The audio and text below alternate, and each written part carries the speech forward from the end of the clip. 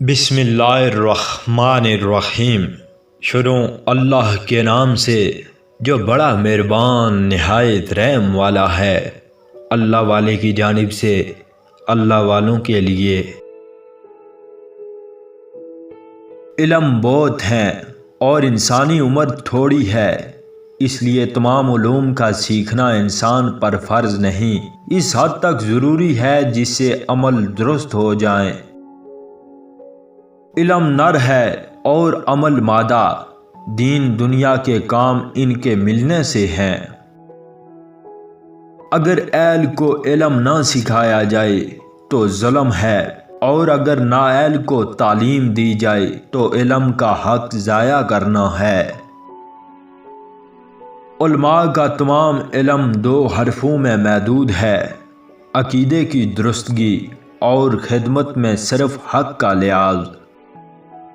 ایک عالم کی طاقت 1,00,000 جاہلوں سے زیادہ ہوتی ہے۔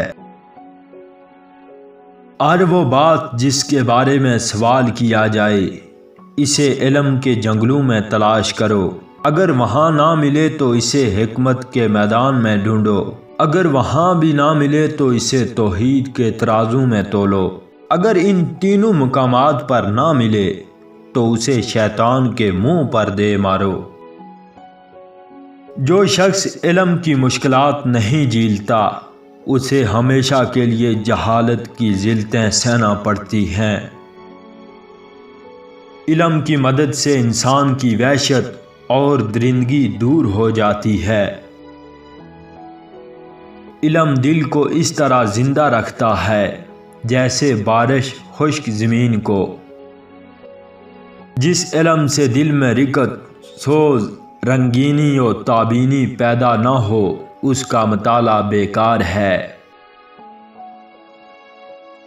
علم کے بغیر اللہ تعالیٰ کو انسان نہیں پہچان سکتا۔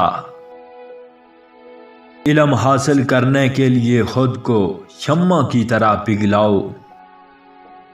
جس نے علم حاصل کیا اور عمل نہ کیا، وہ اس آدمی کی مانند ہے جس نے ہل چلایا اور بیج نہ بکھیرا۔ بہترین قول ذکر ہے، بہترین فعل عبادت، خصلت علم ہے۔ علم تلوار سے بھی زیادہ طاقتور ہے، اس لیے علم کو اپنے ملک میں بڑھائیں، کوئی آپ کو شکست نہیں دے سکتا۔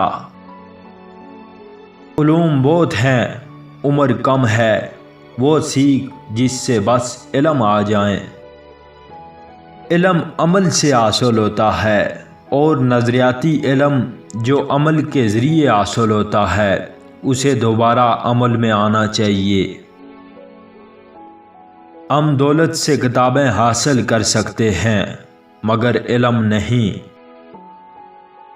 وہ علم کس کام کا جو لڑکیوں کو روزی کمانا تو سکھاتا ہے مگر انہیں جینے کا سلیقہ نہیں سکھاتا۔